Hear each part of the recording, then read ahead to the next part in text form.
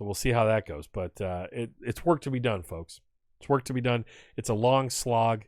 This is a big reason why I started my channel to in terms of sharing my hopes for a future left politic in the United States. Is we have to think like the Republicans did after Nixon, after they lost Nixon. They basically circled their wagons and said, how can we make sure this type of thing never happens again?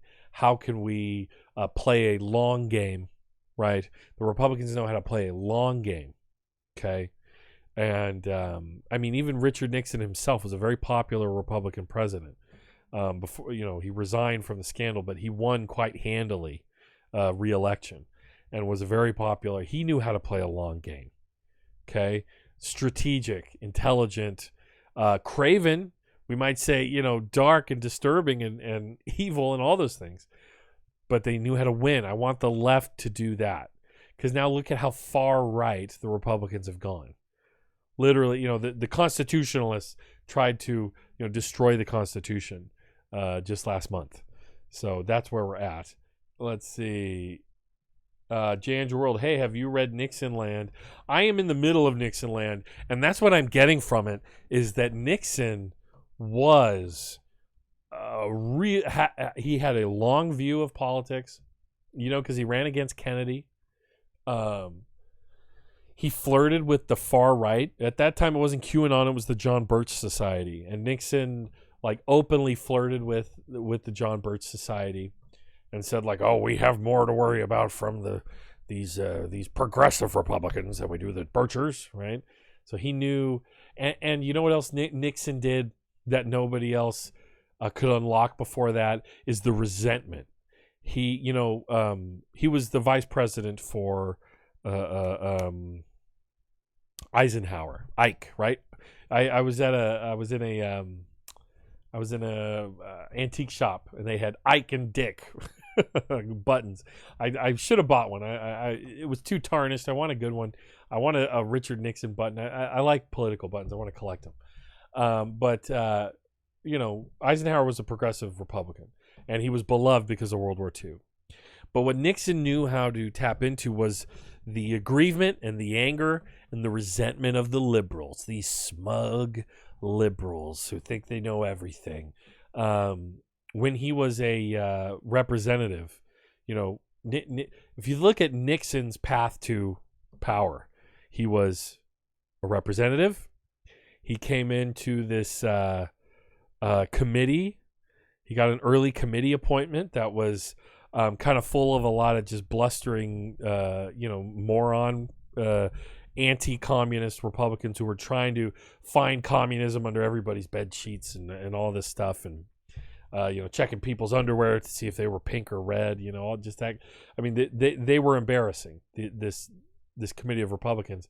And Nixon came on there, and he I'm trying to remember the name of the guy. There was a guy in the State Department that he was able to ouster as, and get kicked out and all of that for being, having communist sympathies. And this really rose his star.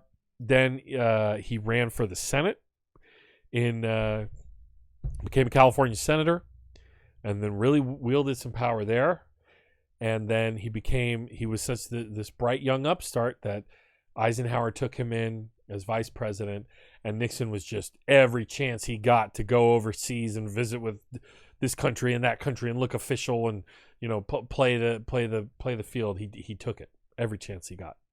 And then when he wasn't after losing to Kennedy, when it was Goldwater, kind of the more racist populist character, Nixon backed him. Nixon endorsed him. He said, this is where the party's going. This is what the party wants. I'm going to be the guy that supported the racist kook, right? So keep in mind, there's going to be some Republican who, whether it's Cruz or Graham or whoever, I don't know how Ted Cruz can ever live down what just happened in Cancun. But they're going to be trying to run. Hey, I was behind the president the whole time. They're going to be running in the primary in 2024. Valor, McConnell plays the long game. Damn right, Valor. J. Andrew World, have you gotten to how Strom Thurmond was kingmaker in 68? and how Nixon manipulated him to be picked over Reagan. Yes, I did get to that part. He sat down with Strom Thurmond. I'm trying to remember exactly how he influenced him to do that. It was interesting. Nixon overthrew some governments as vice president. Yes, he did. Yeah, he did. Or yeah, and he got like rocks thrown at him, and I'm trying to remember which South American, might have been Guatemala or Ecuador. They pelted his car with rocks, his motorcade, because of what he was doing down there. But yeah, Nixon backed Goldwater. He flirted with the John Birch Society, and he was able to flip the script where. And the most famous example of this is what's called the Checkers speech. Has anybody here ever heard of the Checkers speech? I know Andy has.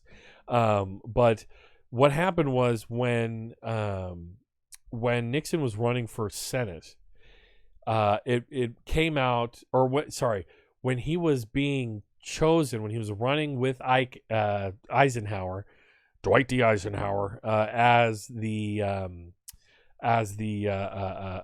vice president, it came out that he had this slush fund for him from wealthy donors that paid for all kinds of, like, thousands of dollars, more than $10,000 in this slush fund for him, for flights, for hotels, for all kinds of stuff. And back then, this was actually a scandal. Right now, it's just like, with Trump, he was profiting off of everything. His campaign manager, was in the tank, tens of millions to Russian oligarchs and intelligence officials in the back. Roger Stone, didn't matter. Back then, this was a scandal with Nixon, right? Just to have this slush fund for him.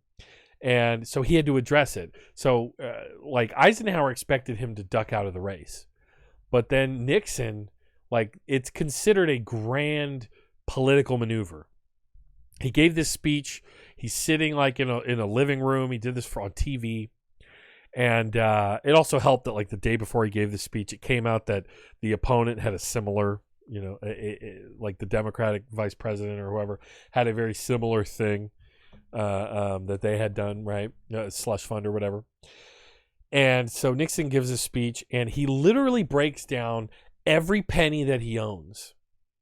Talks about the mortgage on his house, how much his school cost, loans he has to his parents, money he borrowed from his parents, how much he owes on his house in Washington, how much and I drive an Oldsmobile, and how much that cost, right? How much his car was.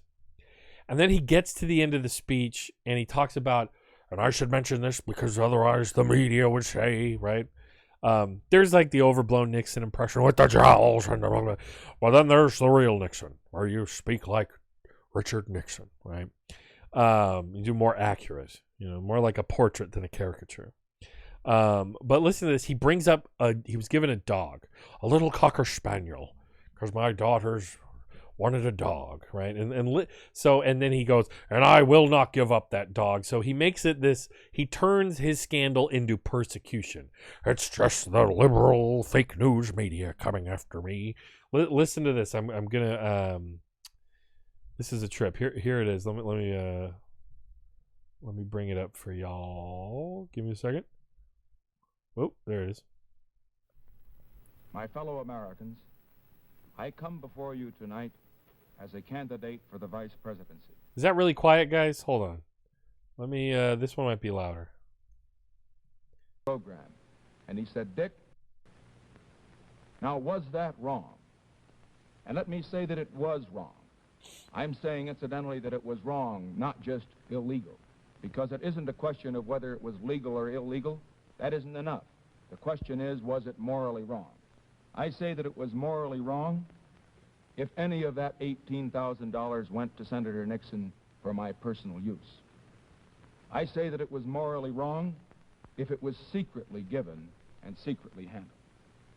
And I say that it was morally wrong if any of the contributors got special favors for the contributions that they made. Yeah, and so he claims they never got special favors. Hold on, and then if you go to the back, the end of it. Just as fast as we get him out of there. Qualified to be President of the United States. And I say that the only man who can lead us in this fight to rid the government of both those who are communists and those who have corrupted this government Let's see. I only pray to God that you won't be too late. Enclosed is a small check to help you in your campaign. Living on $85 a I'm month. trying to remember. He's like, Why can't we have prosperity built on peace? so he really turned this whole thing around. I'm trying to find this section where he talks about his dog, Checkers. Because I'm not a quitter. And incidentally, Pat's not a quitter. After all, That's my wife, her Pat. name was Patricia Ryan, and she was born on St. Patrick's Day. And you know that His wife's just sitting there smiling at him. Not weird or strange at all. The decision which it is theirs to make. Let's see here. This fight, I'm going to campaign up and down on a man. And a vote for Eisenhower is a vote for what's good for America. Yeah. So I don't want to waste your guys' time wading through the whole dang thing to find the moment where he mentions the dog, but he talks about how his family, his little daughters were gifted this Cocker Spaniel named Checkers. This is his name. And I won't give up that dog. So he flipped the whole situation, spun it, and created this moment of, it's considered a brilliant political maneuver where he turned his own scandal into persecution. The unfair liberal media is coming after me. Fake news. Enemy of the people, right?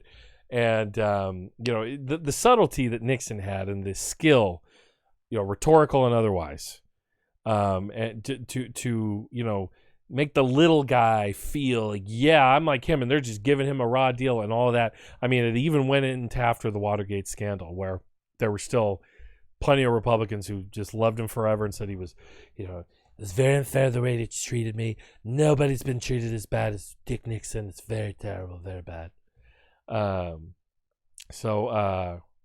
Very, very interesting stuff. Nixon is a study. You can learn a lot from just looking at Nixon. I would like the left to be a little more strategic, maybe not as craven and cutthroat as Nixon, but strategic.